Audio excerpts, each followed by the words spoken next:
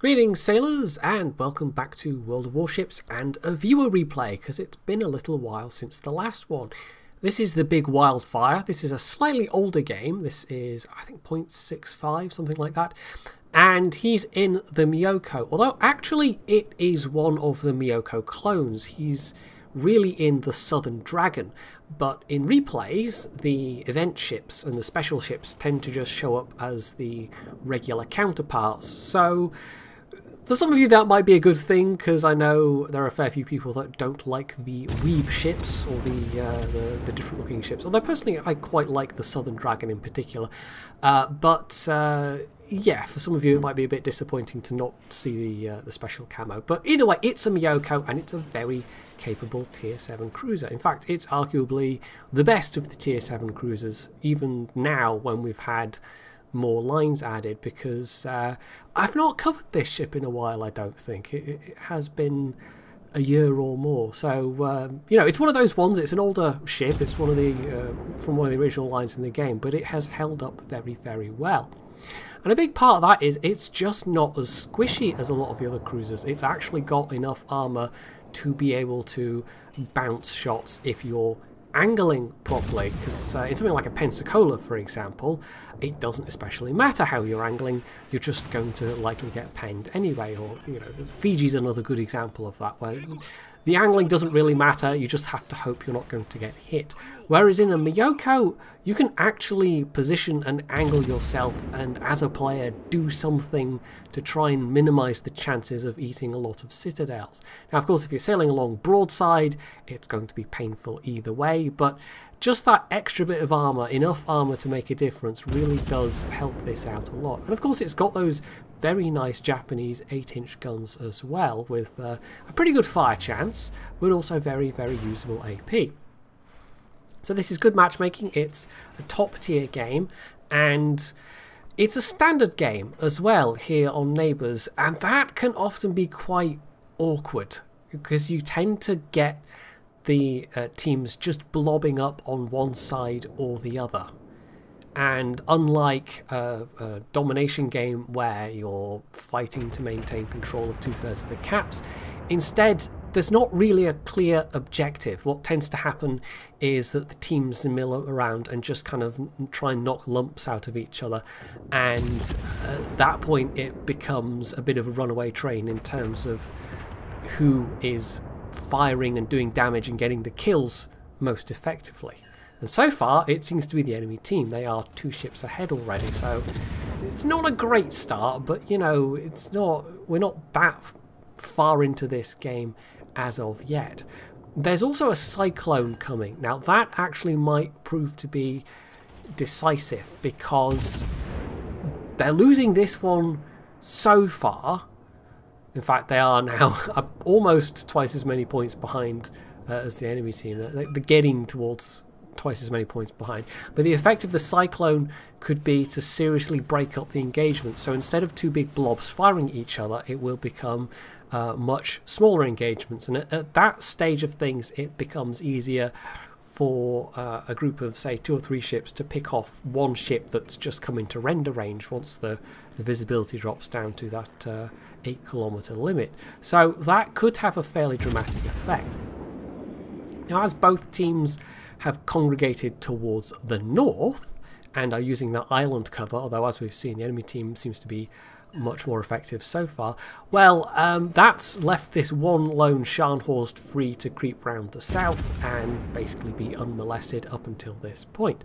You'll also notice they've got Leander in their own cap, who is AFK and does not move the entire game, I don't think. I'm pretty sure they end this one with a score of 0. So they are basically, you know, it's not just the 4 ships they've lost, but also they're another cruiser down anyway because of this one AFK ship. So that is a bit of a handicap.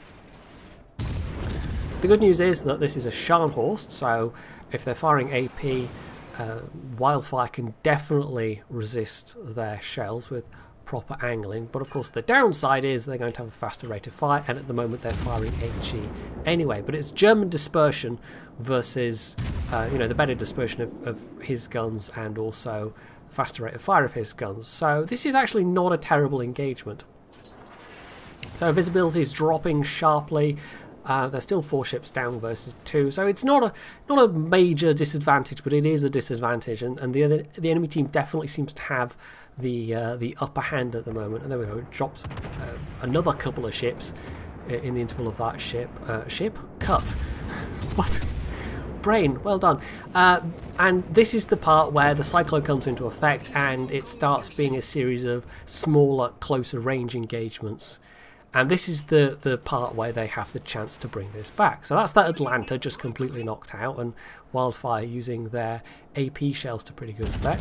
There's a Nagato who's also taken a bit of punishment, so if they can focus this guy down, that's going to be useful. There's another pair of cruisers nearby as well, but they're not quite visible yet. There we go, it's an Emerald, and there was something else. Also, having said the Leander doesn't wake up, of course the Leander does wake up, it just took them a while. I must be thinking of a different replay I watched where there was an AFK person for the entire game. But yeah, it did take them a while to wake up to get into the match, and so they're only now getting active. So I retract the previous statement about them getting a score of 0. Of course they don't. They're actually going to be somewhat instrumental to the end of this match. So that's another AP salvo knocking out a cruiser, and it looks like he's maybe going to do the same with the Emerald, except then the Emerald manages to scrape up against that island, which is not good news for the Emerald, but also not good news for Wildfire's salvo, so he might not get the chance to finish this guy.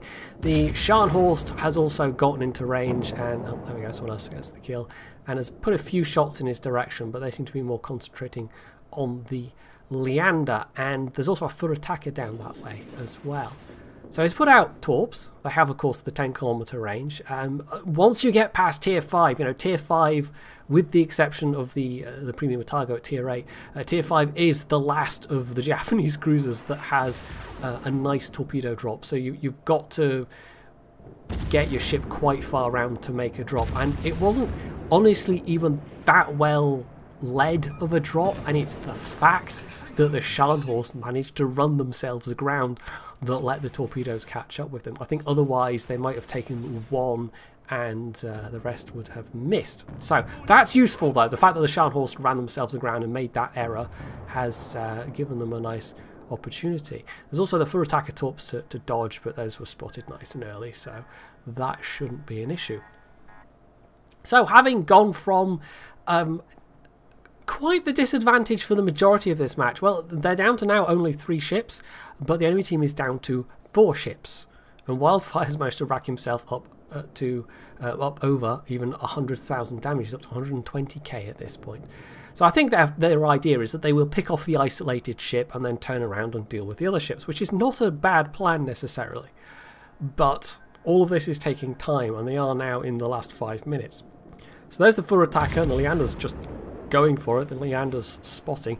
There's also, I mean, there's a fair bit of communication in this one. You'll have noticed at various times in the chat that the remaining ships are all, remaining viewers watching even, the remaining, you know, people that have died and are continuing to, you know what I mean, that are, you know, discussing what to do next and trying to figure out the best strategy.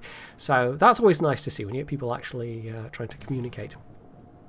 So at this point, I think it kind of looks like they are making their way towards the enemy cap, and I think honestly this is a bit of a misstep because they've got a full health Colorado, their own Scharnhorst is rather beaten up, the Leander's rather beaten up, and Wildfire's the only one with any appreciable amount of health left.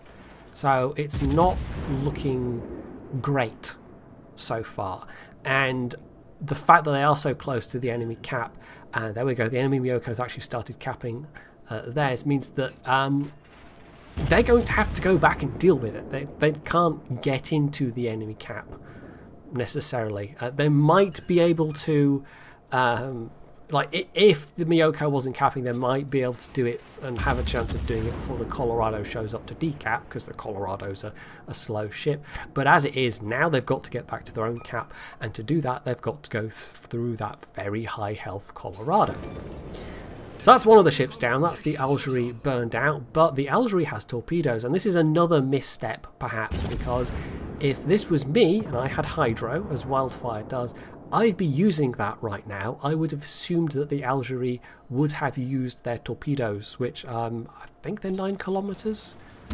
They're a decent range anyway, you know, they're enough range to be of threat to both Wildfire and this very low health Scharnhorst. And there they are, and it's nearly bad for Wildfire, but fortunately he's able to dodge. Unfortunately for the Scharnhorst, he's going to eat one.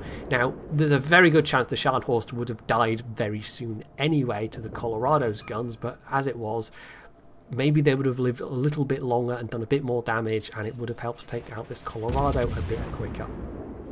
So now it's just Wildfire and the Leander, and the Leander has also made a bit of a misstep. They've gone round the south side of that southern group of islands, or around one of them, and it's going to take them a while to get back to the cap. I mean, I think they were just trying to stay out the line of fire of the Colorado, but the Colorado is now engaging with Wildfire, and so the Leander could have safely fired from the other side. You know, you've got cruisers on two sides. If one of them is engaging the target, and there we go, that's what I'm talking about, the angling and the armor on this thing. It is enough to matter, even against those 16-inch guns. So yeah, they could have been working over this Colorado a bit more effectively, and of course the Leander doing that means they're going to take longer to get back to the cap, and that Myoko is dangerously close to capping right now. So of course, as he's not spotted, there's not much Wildfire can do except concentrate on what is right in front of him, right in his face. And ooh, ouch, well, that was not actually that bad because it was HE, but it could have been worse, and it did force him to use his repair, but that might not end up mattering. Anyway, so he does the drive past in between the reload, gets the torpedoes out, but they're out of time. The Myoko has managed to cap, and they were very close on time as well, but yeah, despite the 192,000 damage and the Kraken, it wasn't quite enough. And I would say absolutely the Leander misplayed by taking the route that they did, and maybe Wildfire could have tried to bring his guns round sooner, maybe ignored the Colorado for just a little longer, but then that might have gotten him killed. So yeah, I mean, in his email he does lay the blame on the Leander, which is not 100% fair, because I don't think the Leander, like he specifically said, you know, the Leander missed, but I don't think that the Leander was at any point close enough to fire at the Myoko, because it's got a pretty limited range. It's what, 13 point something kilometers, and there's no way to have smoke and a spotter plane. I think you can have a spotter on the Leander, but you have to sacrifice smoke to do it, and so you basically don't ever see people doing that. So yeah, it's really unfortunate that they were able to bring it back so magnificently, and then it all just slipped away. And if they'd had a couple more seconds, you know, this is where maybe it kind of was the Leander's fault. If he'd been in a position to fire from the other side at the Colorado, maybe they would have taken the Colorado down quicker. Maybe that would have given them time to then get that reset, that vital reset on the enemy Myoko, because the enemy Myoko was eminently killable. They were low health. It was entirely possible that that could have been an epic win, and instead, sadly, it was an epic loss. But games are sometimes like that, and you know, I think it was an entertaining match for all that, and I think it was a pretty good Myoko game for all that as well. So hopefully you enjoyed this replay, and if you did, you can hit the like button, you can leave any comments below, you can sub to my channel if you haven't already, and as always, stay tuned for more.